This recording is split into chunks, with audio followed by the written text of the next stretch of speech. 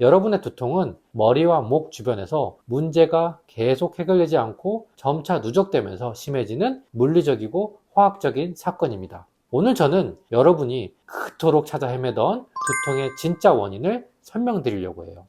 여행만 가려고 해도 두통 때문에 너무 걱정됐는데 이젠 마음껏 갈 수 있는 게 좋아요. 두통 때문에 아침에 일어나는 게 스트레스인데 말끔한 머리로 하루를 보낼 수 있는 게 아주 좋아요.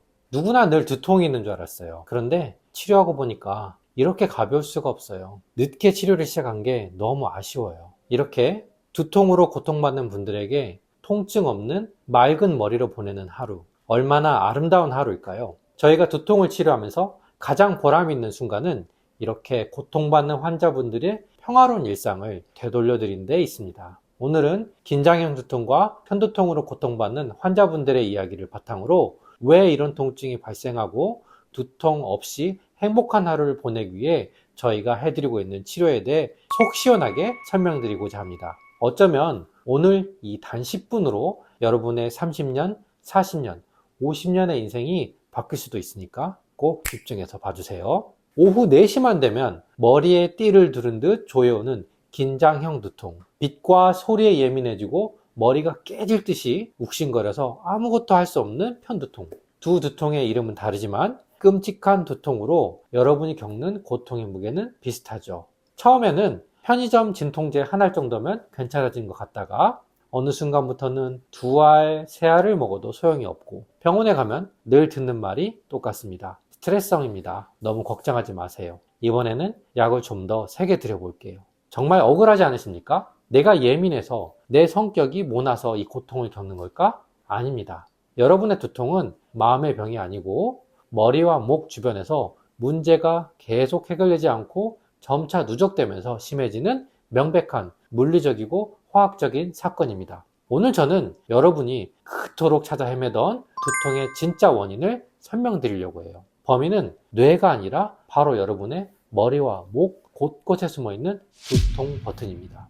오늘 이 영상을 끝까지 보시면 왜 진통제가 두통을 더 악화시키는지, 그리고 내 몸속에 숨겨진 24개의 두통 버튼을 끄는 방법이 무엇인지 그 비밀을 알게 될 겁니다.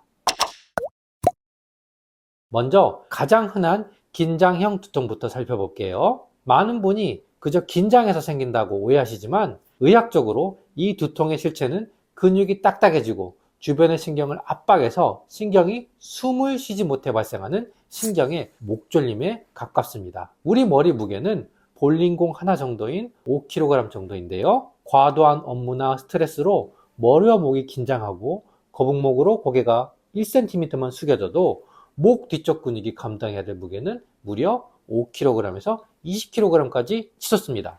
이때 가장 고통받는 근육이 바로 뒤통수 뼈 아래에 있는 후두하근이라는 근육인데요. 매일 스마트폰 보고 모니터 보느라 이 근육들이 과부하를 견디다 보면 근육 섬유들이 찢어지고 회복하기를 반복하다가 결국엔 서로 엉겨붙습니다. 떡처럼 찐득찐득하게 달라붙어 딱딱해지는 이러한 현상을 의학용어로 유착 어드히전이라고 합니다. 이 딱딱해진 근육 사이로 머리로 올라가는 신경들이 지나가는데 유착된 근육이 이 신경을 빨래 집게로 집듯이 꽉 누르는 거예요.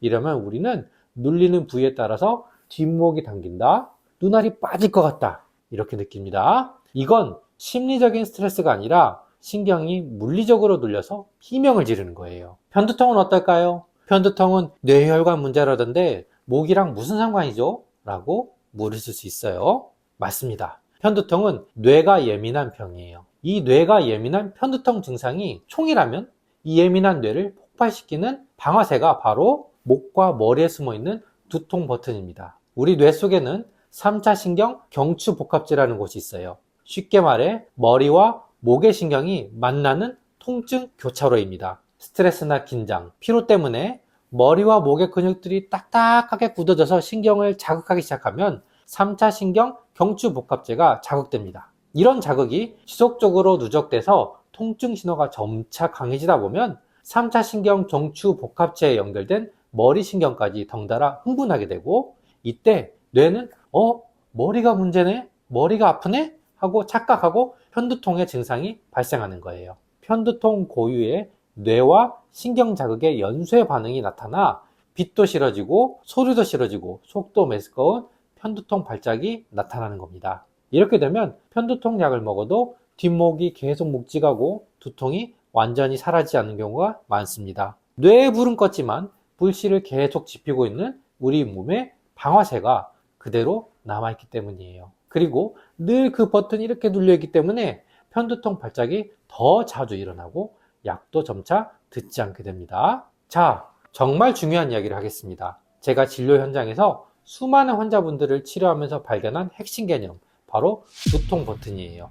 우리 목과 어깨, 머리 주변에는 약 24개 정도의 주요한 두통 버튼이 숨겨져 있습니다. 의학적으로는 통증 유발점, 트리거 포인트라고도 하는데요. 이 버튼들은 평소에는 잠잠하다가 과로하거나 스트레스를 받으면 활성화되면서 연관통이라는 독특한 통증을 만들어냅니다. 예를 들어 볼까요? 승모근에 있는 버튼이 눌리면 엉뚱하게도 관자놀이가 깨질 듯이 아픕니다. 흉쇄 유돌근의 버튼이 눌리면 눈 주변과 이마가 아파요. 후두 하관의 버튼은 머리 전체를 멍하게 만들어줍니다. 이러한 신호가 해결되지 않고 우리 몸의 두통 버튼에서 유발되는 신호가 너무 과다하게 발생하면 폭풍우처럼 두통이 휘몰아쳐서 약도 듣지 않고 어디가 아픈지도 모를 정도가 되는 겁니다.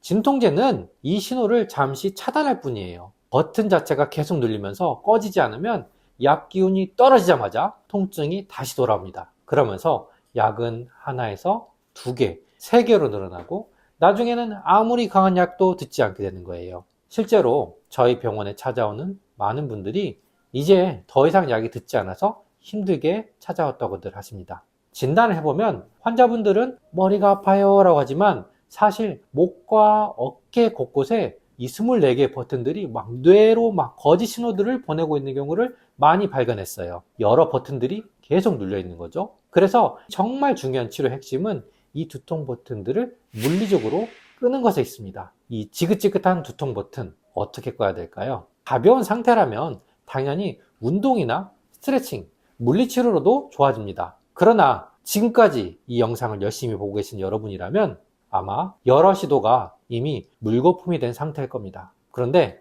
너무 실망하지 마십시오. 이렇게 이미 두통을 만드는 버튼이 녹슬고 굳어버려서 유착이 발생해서 손으로 눌러도 스트레칭해도 꺼지지 않는 상태라면 다음에 3단계 치료로 좋아질 수 있습니다. 첫 번째는 도침입니다. 도침은 일반 침과 달리 끝이 미세한 칼날 모양인 특수침으로 굳어버린 두통 버튼의 녹을 정밀하게 떼어내주는 역할을 해요. 도침은 녹슬어서 눌리지 않는 버튼을 물리적으로 수리하는 과정입니다. 시술 직후에 머리가 맑아지는 느낌, 눈이 번쩍 뜨이는 느낌, 이런 좋은 반응이 나타나는 것은 바로 두통 버튼이 꺼지면서 신경 압박이 풀렸기 때문이에요. 두 번째는 약침과 추나입니다. 먼저 두통 버튼 주변에 쌓인 독소와 염증 물질을 약침으로 씻어내 줍니다. 잘 정제된 약침으로 그동안 쌓였던 신경 주변의 염증 농도가 점차 맑아지고 가라앉으면 통증이 한결 가라앉아요. 거기에다가 오랫동안 긴장됐고 통증으로 이렇게 틀어지겠죠, 뼈가. 그런 틀어진 경추뼈를 잘 진단해서 손가락으로 가볍게 뼈와 근육을 섬세하게 달래주면 경추와 머리 주변의 구조가 비로소 안정됩니다. 마지막 세 번째, 두통 버튼을 끄고 주변을 청소했다면 이제 뇌혈관을 진정시키고 뇌로 가는 길을 뚫어줘야 됩니다. 천마, 조구등 같은 좋은 약재로 뇌혈관을 안정시키고 머리를 맑게 하는 한약으로 뇌의 피로도를 낮춰주면 그동안 너무 과도한 신경에 통증에 과민해진 뇌가 편안해지고 스스로 안정되기 시작하면서 드디어 지긋지긋한 두통에서 벗어날 수 있게 됩니다. 치료에 대해 고민하는 환자분들이 많은데 두통은 치료에 아주 정직하게 반응하는 질환입니다. 두통 치료를 시작하면 일반적으로 통증은 4주마다 절반으로 줄어들어요. 처음 통증이 10이었다면 한 달 후에는 5, 4, 2달 후에는 2, 3, 그리고 3개월이 지나면 이제 원장님 약 없이도 잘 지낼 수 있어요 하고 웃으면서 말씀하시는 경우가 많습니다. 10년 된 묵은 고통을 끝내는데 3개월은 그리 긴 시간이 아니죠. 두통은 치료해보면 불치병이 아닙니다. 단지 내 몸속의 두통 버튼과 이를 치료하는 치료법이 적당하지 못했을 뿐이에요. 고통스러운 시간 체념하지 마시고 진짜 원인을 찾아서 끄십시오. 두통의 모든 것 구성원들 모두 여러분의 맑은 머리와 통증 없는 삶 끝까지 응원하겠습니다. 감사합니다.